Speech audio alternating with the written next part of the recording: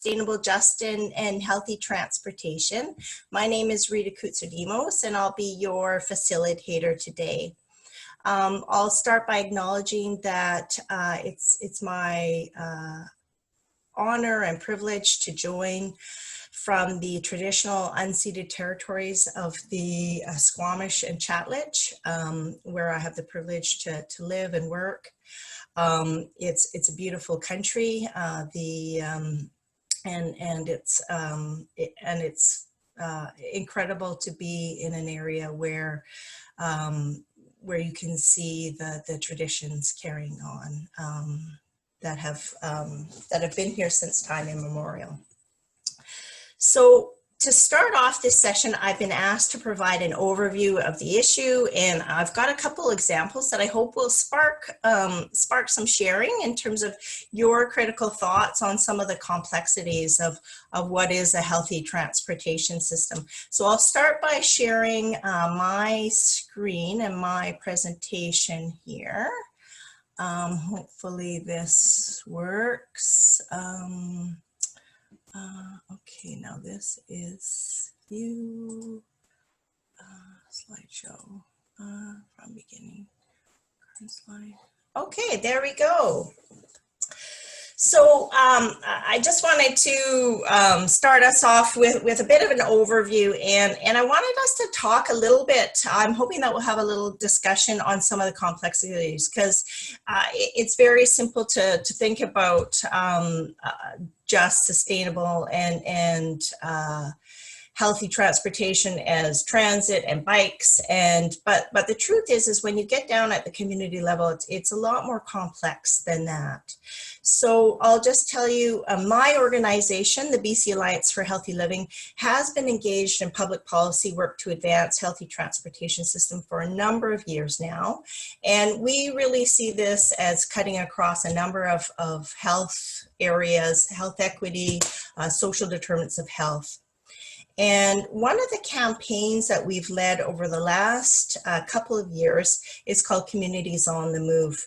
And to start it off, we brought together stakeholders from a variety of sectors, from environment, from transportation, and social services, to see if we could come up with a common platform. And through that process, we settled on some core values that I think are quite relevant to our discussion today.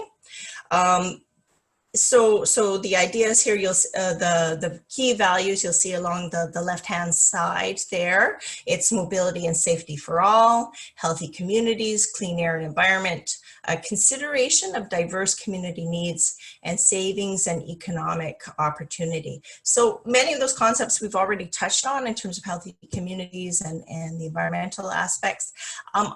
I'll just say that in terms of mobility and safety for all, we're really looking at this as a range of transportation options as being available to all British Columbians, including those in smaller communities, larger communities, and really highlighting the need that we need mobility for disadvantaged and vulnerable groups, including children, older adults, and those living with disabilities, and recognizing that those with low incomes and non-drivers cuts across several population groups as well. And then keeping in mind that we really need to put safety at the front of that, and get to a point where we can really get to zero traffic fatalities, and that's aligned with the Vision Zero concept. And then I'll just touch on consideration of diverse community needs, just recognizing that all communities need to have convenient, affordable transportation options that are really tailored to their context. So whether that's urban, whether that's suburban, whether it's dense or dispersed, rural or remote, we really have to think about it in those variety of contexts, because a lot of the discussion around active transportation and public transit does get dominated by the urban discussion, but that doesn't always work in all other communities. So it goes without saying that our car-oriented status quo is just not sustainable and healthy. It's not really working for our environment. You know, we've already heard about the contribution to our provincial greenhouse gas emissions. Of course, it pollutes our watershed from tailpipe emissions and runoff. But I think it's also important to note that the research also shows that that low income and racialized communities tend to be exposed to transport related air and noise pollution at higher levels than the average population. And of course, this is, you know, extremely toxic for our health. And then when you add up all the people that cannot drive because they're under the age of 16, or they can't afford a vehicle, or they're not able to drive due to age or disability, then you see that a reliance on cars as the centerpiece of our transportation system is really not serving our communities well either. So I would suggest that with a good network and good service levels, and that is critical, that public transit can be the backbone of a sustainable, just, and healthy transportation network. I do think, you know, it's important to stress that for both public and active transportation, that network concept is really important. We do this for cars on the roads, and we really need to make sure that that is true for other modes as well.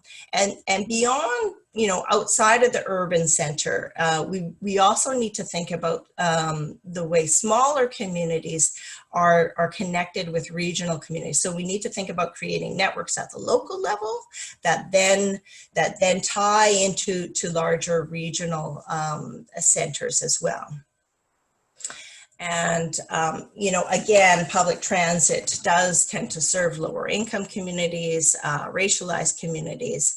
And of course, with every transit trip begins and ends with a walking trip or an active transportation trip. And so there's a great opportunity to increase physical activity through transit, as well as through active transportation.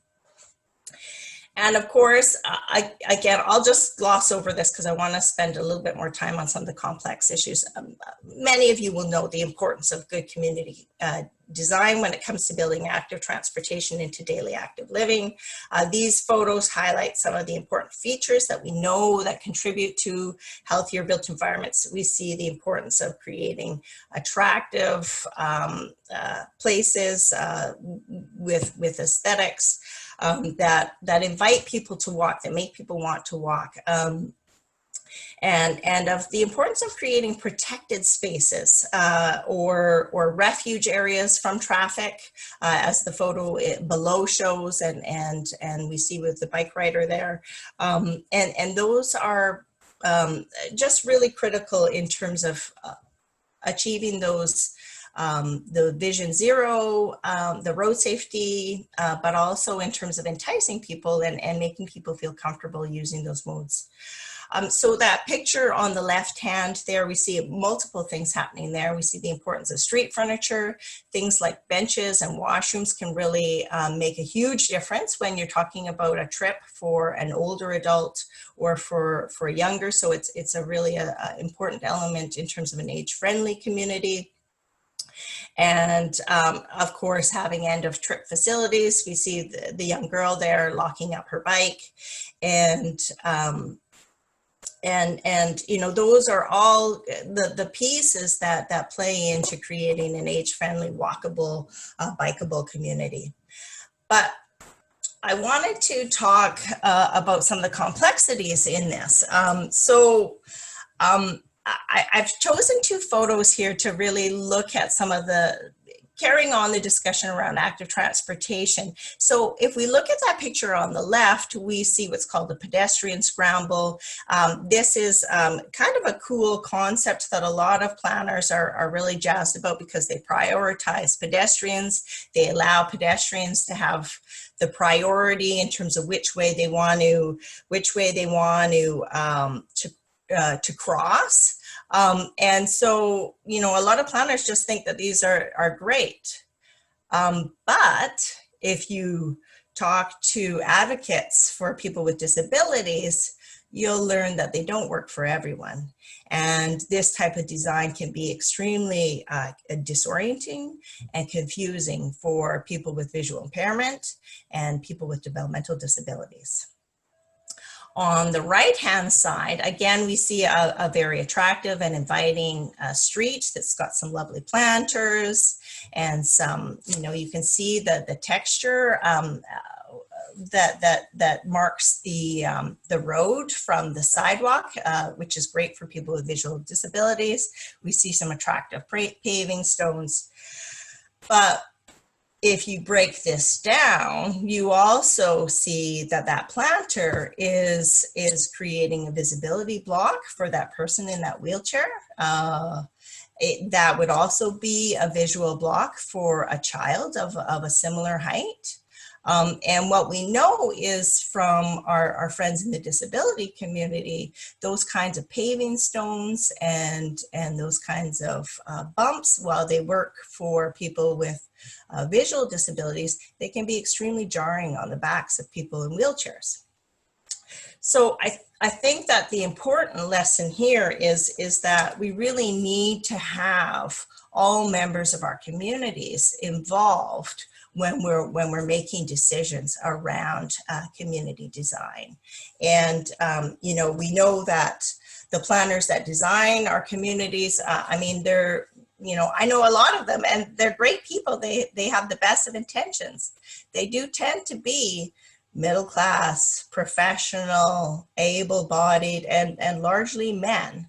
And so those folks really need to have some other perspectives so that they're really understanding the realities for the community.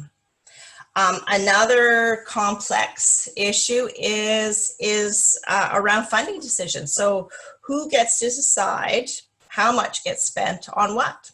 And I think it's, you know, I've pulled out two media articles here. So one is around the 4.1 billion investment in SkyTrain, and that's a lot of money. So a lot of money is going into our transportation infrastructure, and who gets to decide that is I think a really important question.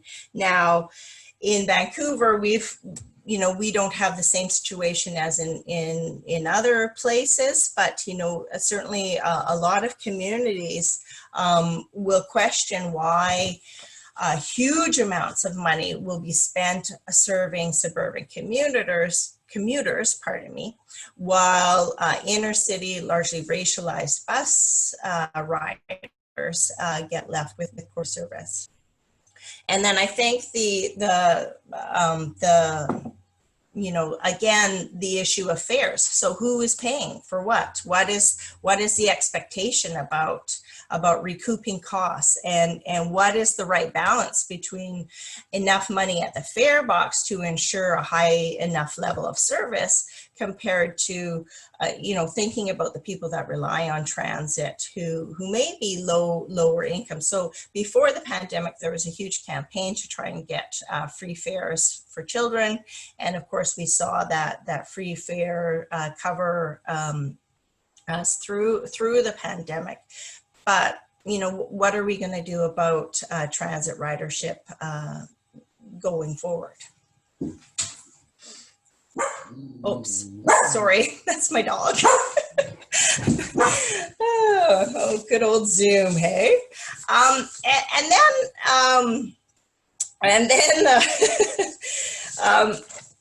you know, I also, as well as infrastructure, it's really important to think about, you know, with transit, you're thinking about service levels, but it's also important to think about policies. And so thinking about our non-urban communities or our snowy communities, you know, if we look at this picture on the right-hand side, and you can't see if you've got, if you don't, but the road here is very clear, and the sidewalk and the transit stop. Well, when I look at that, I just see you know, a broken hip waiting to happen. It's not very friendly for wheelchair users. It's not very friendly for elderly people. It's not very friendly, you know, for a lot of walkers. So the policy here is that the road has been prioritized and the sidewalk has not.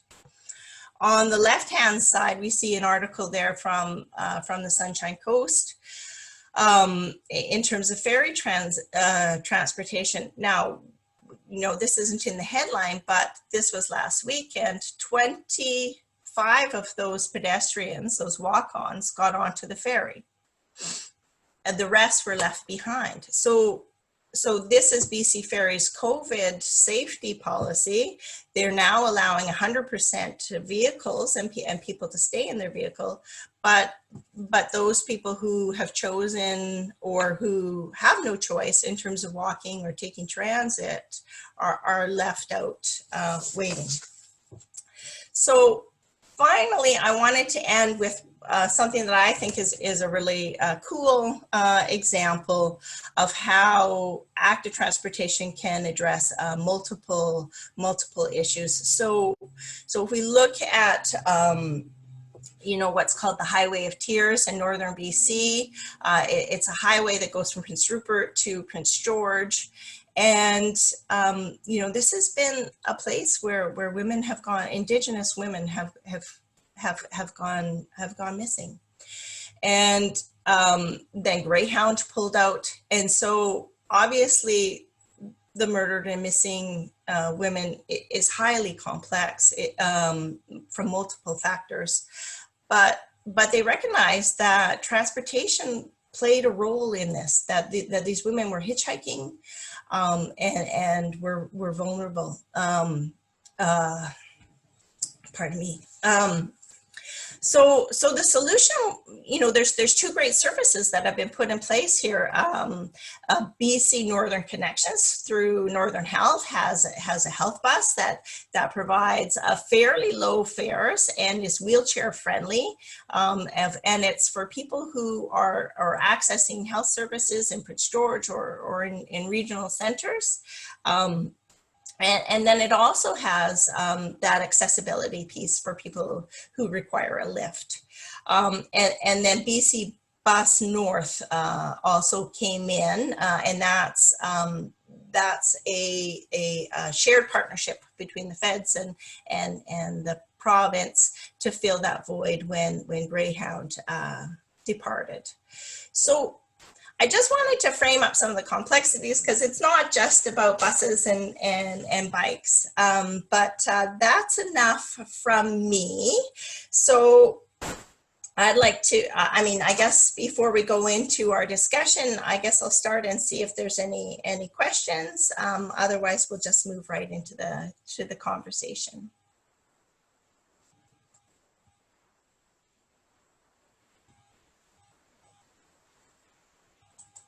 Okay. Well, not hearing any questions. We've got some questions for our session, which so what are some of the key implications for public health and personal action when it comes to healthy, sustainable, and just transportation?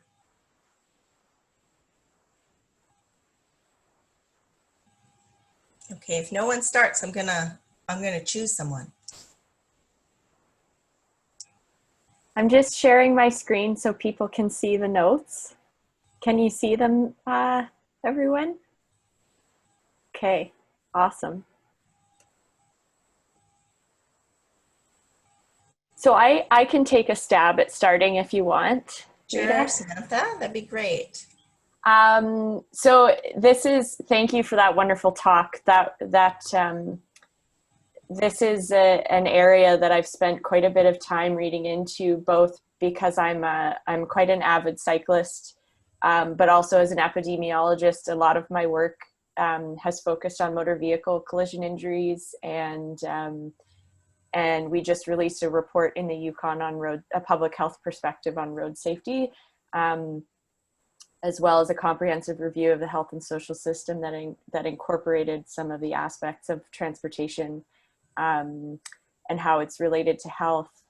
And I'm wondering if, so key implications for public health and personal action. Again, my role as an epi is a lot of just bringing the evidence forward, and trying to incorporate that into decision making. We did have conversations about reinvigorating kind of a working group that brings together multiple sectors, and I think transportation is it's actually the perfect example of where a multi-sectoral kind of One Health approach is needed, because public health often has, you know, a lot of the data and the evidence, and health systems see the downstream effects of this quite largely, but the people who control it and make the decisions are not, none of them are actually in health. So I don't know if anyone has anything to add to that, but I would say advocacy, you know, knowledge translation / sharing, and that would be around sort of the public health piece and coalition building.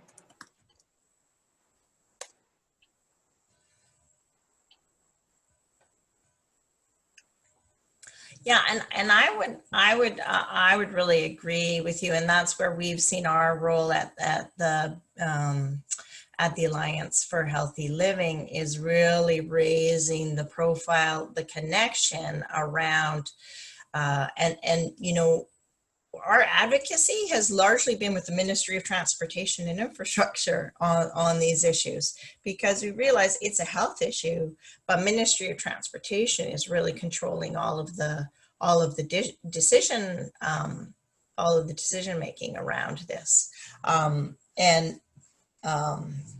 so that's a place. And I also know that you know, at some, you know, some public health practitioners also are involved at the local level with official community plans and those sorts of things. Has anyone experienced that, like working at the public at the community level with official community plans or on community design issues?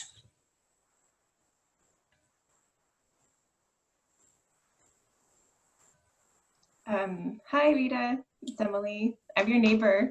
Oh, right.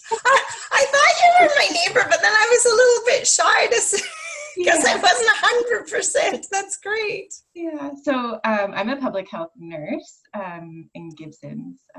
And I know that there's people on our public health team, like our medical health officer, who works on active healthy communities groups, and active transport is a big part of that, and advocating, working with the municipalities and the regional district. For myself, some of the other nurses are working on things like walking school buses and trying to connect community areas with schools and making that safer and more appealing for families. So there are some really great things happening that I can see. And I'm just excited to get more involved. I really appreciated your presentation. Thanks, Rita. I hope to go for a walk with you and talk more. Yeah, sounds great. And Emily's doing her part in terms of growing a really nice front yard garden, in terms of taking care of that local food sustainability piece too. Yeah, it's been fun. Okay, I see a couple comments in the chat here from I think it's Dinah there.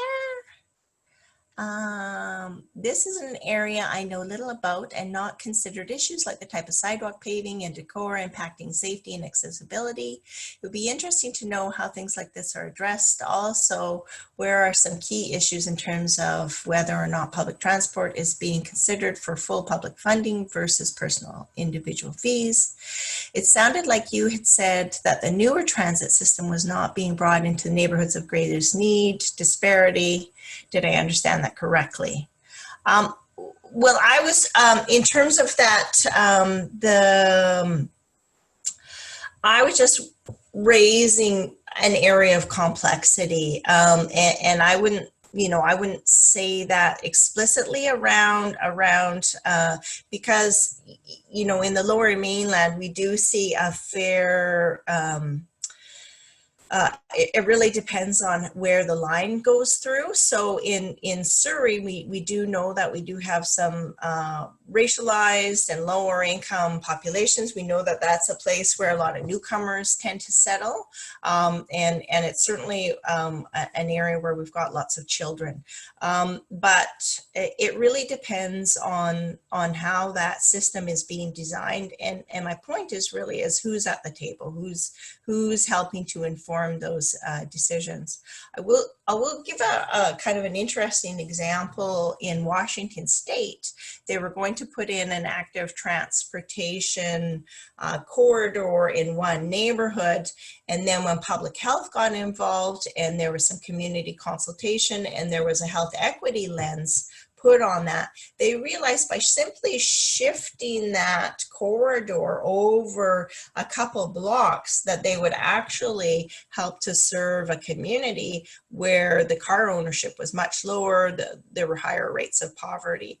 And so I think, it's about being involved in the discussions, and it's also about connecting and elevating the voices of disadvantaged and marginalized populations. I just want to add to that as well. I know I live in Ottawa, and we have a bit of some challenges with our public transportation network. And one thing that went on is that once a year, the public challenges city councillors to exclusively use public transit or active transit for a week. And it's always interesting because, this past year, the mayor did not do it because he said his schedule was too busy, which I find kind of interesting because it almost implies that you can't live a busy and full life if you don't have a car. And I think, although it's not meant to be a punitive action, but just to, really raise awareness to people who are in decision-making situations about what it's like to not be able to use a car, and even those awareness building things in terms of what is important, and bringing almost a human face to what it is like to live in February in Ottawa without access to that. Yeah. If I not that could replace the actual people who are doing this year to year, but I think it was a really interesting thing, and many city councillors said that they found it pretty awareness raising for themselves. Well, that's a super idea, Charlotte. I love that idea of it's sort of like the homeless actions where you get decision makers to think about, or that those experiential learning really that put you into the place, because yes, so many people, even the planners, I'm sure most of them have cars, and so we really have to think about this in terms of those people that are solely reliant, and on that theme of one planet living, we really do have to, for our sustainability, get to really moving a larger segment of the population onto more public and active forms of transportation. I just want to address the comment that Charlotte made. That idea of, you can't live a busy life if you are reliant on public transit. I'm from Edmonton, so winter transit is sometimes a little bit challenging, and especially if you live in any outlying areas or if you work in outlying areas. I have a car. I drive I used to bus, and when I got a car, I pretty much transferred everything to car, even though I was like, oh, I'll do both. No.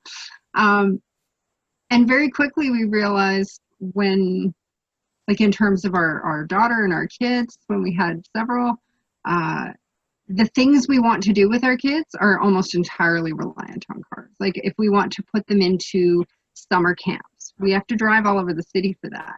Otherwise, they get to go to the free local park drop-in camp which is what the other kids in the neighborhood who don't have cars do. So we have access not just for busyness, but for things that can't be afforded in other ways that the transit just wouldn't work for, even if the person who's reliant on transit could afford all those other things. The ability to get your kids there safely and back and go to work and make it on time are not actually possible. We're not well structured for that. The cities aren't structured for that.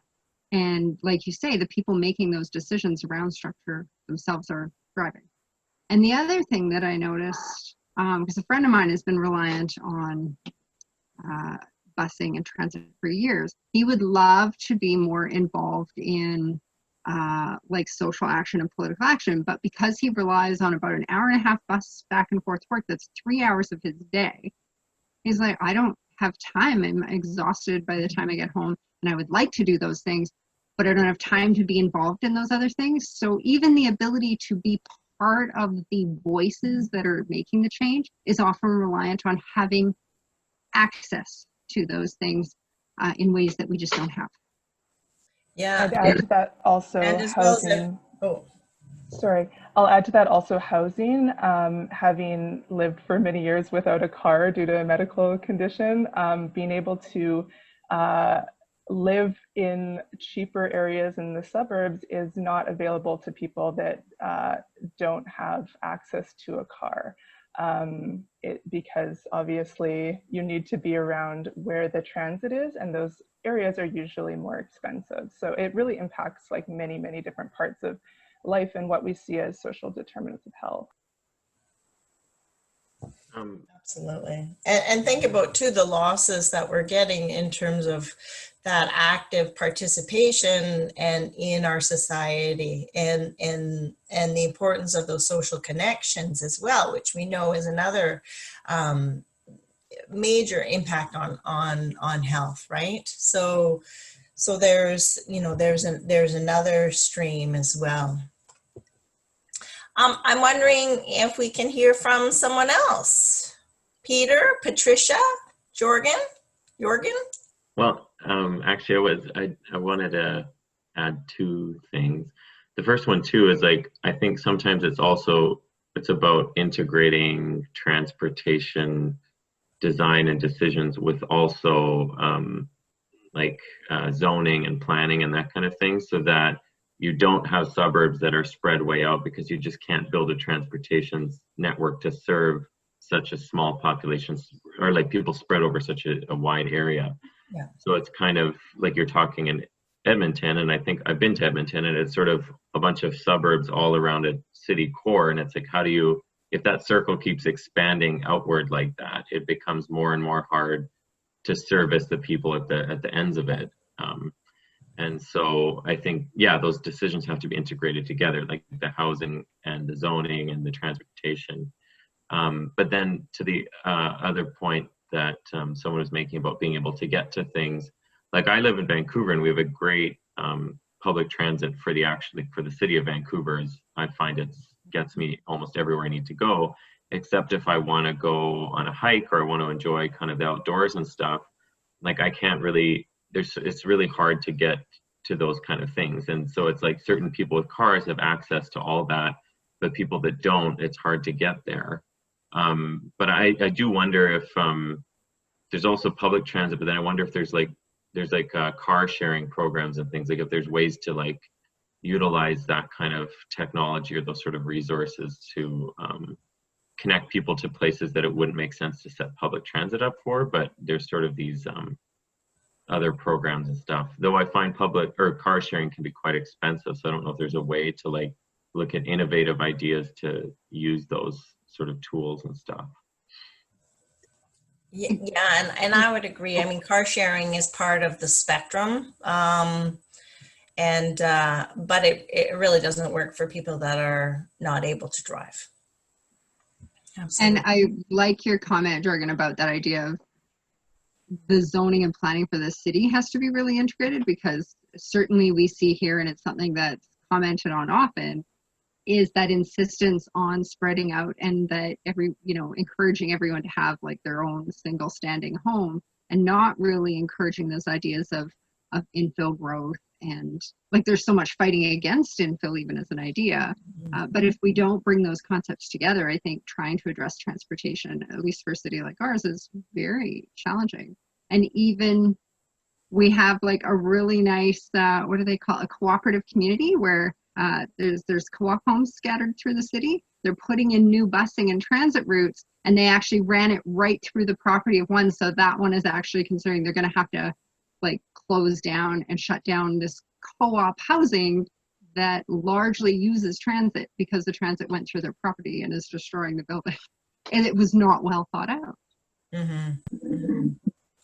Yeah, so public health has a role to play around engaging in those discussions around larger regional planning. Now, Cheryl, you had a comment here about keeping traffic flowing while putting these pieces in place. Did you want to? Sure. Can you hear me okay? Yeah, perfectly. Yeah, so what I find, I'm in Kelowna, so I find a lot of things quite interesting. And my comment is, well, I can really appreciate, dedicated bike lanes, things like that, all the active transportation and increased services. There's still an amount of people that will need to be driving for various reasons. And what I find is that there really is no traffic flow.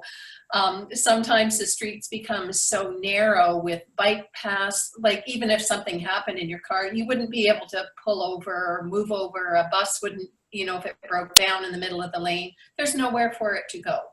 So, I kind of wonder about those issues. Also, I hear people talk about the colder weather. Of course, Kelowna is a little bit more mountainous. So if you live up on a bench, like the side of a hill, for example, even if I was to take a bus, it would be an hour and a half just to get one way to my dedicated workplace. I just would not do that.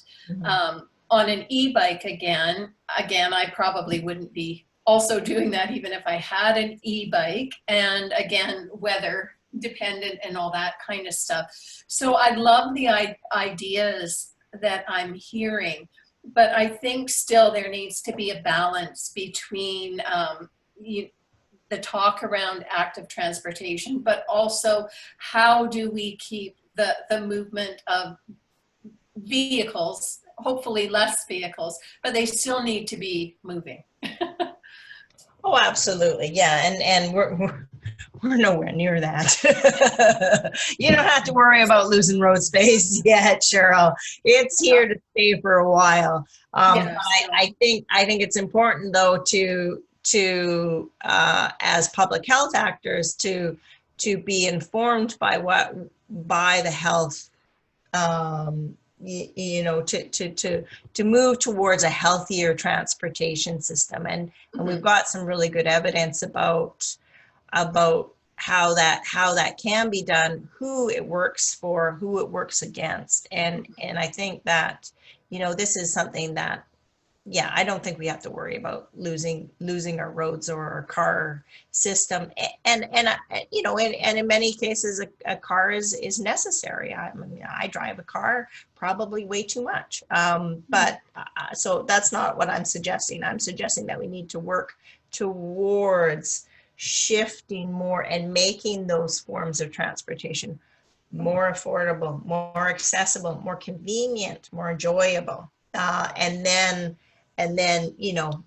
but it's going to be incremental for sure. Yeah, no, I agree with lots of things that I'm hearing. And I guess the other piece, when I think about bike lanes and things like that, again, I'm all for the safety aspect and of course more separated bike lanes, because too often we're hearing another cyclist has been injured or killed, quite often. And yeah, I don't, obviously nobody likes to hear that. So, but yeah, no, I applaud all the efforts. There's a lot of good things that are happening, but it is just challenging.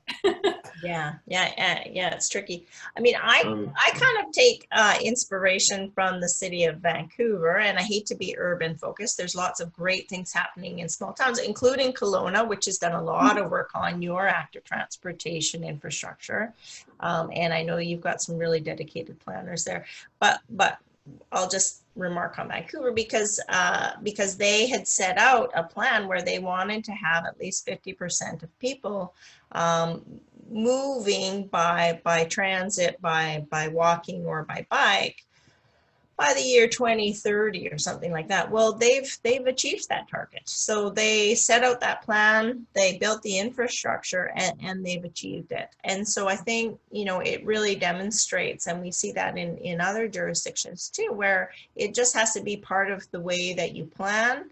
And I think that public health has a role in terms of providing a strong health rationale for making those investments, particularly when you've got you know, pushback from other segments of the population, like, you know, like the Taxpayers Federation or a group like that. Okay, other thoughts? We've got 7 more minutes here, and I'm just wondering, Tanis, Amanda, Jordan, Patricia, Tiffany, we haven't heard from you. Any thoughts from some of the other folks here? Hi, yeah, it's Amanda here. Can you hear me? Yes, hi Amanda. Perfect. Hi. So I'm in Victoria, BC. I'm a healthy communities planner, and I coordinate the community health network for our region. And so just an overview of what the community health network is. It's an intersectoral collaboration between folks from a variety of sectors who are interested in improving health and well-being in the region. And so a lot of our work is trying to identify essentially pieces of information to bring to local government so they can help support decision makers in developing healthy public policy. And one of our priority areas is healthy and safe environments. Last September, we hosted a workshop, and one of the breakout sessions was around transportation. So, you know, Rita, this was really helpful. I'm actually thinking you would have been a great person to reach out to speak at this session. But some of the feedback that we got from planners is, you know, they're really keenly interested on seeing, you know, some of the linkages between, say, transportation and health outcomes. But more than that, it's, you know, they're aware that there's data available, but how do we put these into digestible pieces of information that we can bring to decision makers? So that's something that our network has been reflecting on. And something that came out of that session that I thought was really interesting is people are not seeing the potential savings economically for some of these alternative modes of transportation, right? So I just wonder if there is any kind of evidence. I'm not sure if that's being done in our region, but I'm wondering if, you know, elsewhere there is evidence and data around that that can be brought to the table, because oftentimes that's what decision makers are looking at, right? Right. And so you're looking at, Amanda, you're looking at a really local level then? Yeah, I mean, ideally for the CRD would be fantastic. Well, I've certainly got a list of bullet points that brings together certain high level in terms of savings, and I saw that Tanis is on here, and I'm pretty sure that the document that she was very involved in creating the it's just the PHSA has some great data as well. So I'll I can share that with you directly, Amanda. Awesome, that'd be great. I'll just pull a couple things, but there's lots on transportation economics. Okay, perfect. And you might find it's actually easier to find if you look outside of the health area, more in the transportation sustainability world around the investments. Awesome, thank you.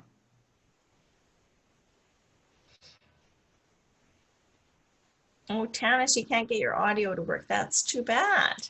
Okay, we've got just 3 more minutes. Anybody else have a final comment that they want to make? And does anyone want to present our points back to the group? Yes, good one, Samantha.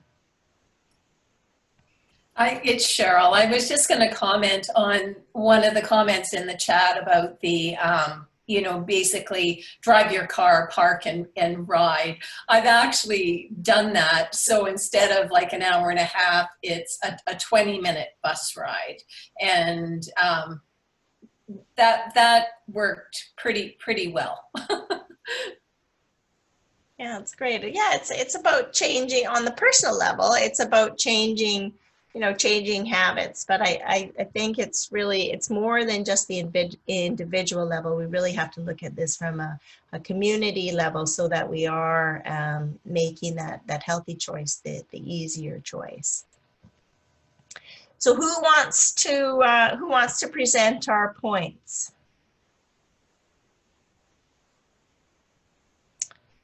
If nobody volunteers, I'm going to assign someone. And I can do it too, Rita. It's not a problem. I just wanted to open it up to people. You were who I was going to assign since you've been writing all these notes. So yeah. Well, that's fantastic. Well, thanks everyone. That was really interesting, and I'm so happy to hear about some of the work and some of the thought that's going on in your communities. And very happy, Emily, to know that our local health folks are working in my community. I know that there's some action at our local school,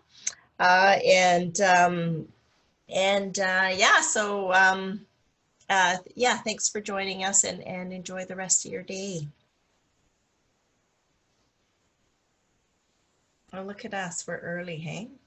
Is there anything else? Like, I'm just jotting down sort of what came to mind, but please speak up if are any key points that I'm missing or you want me to address.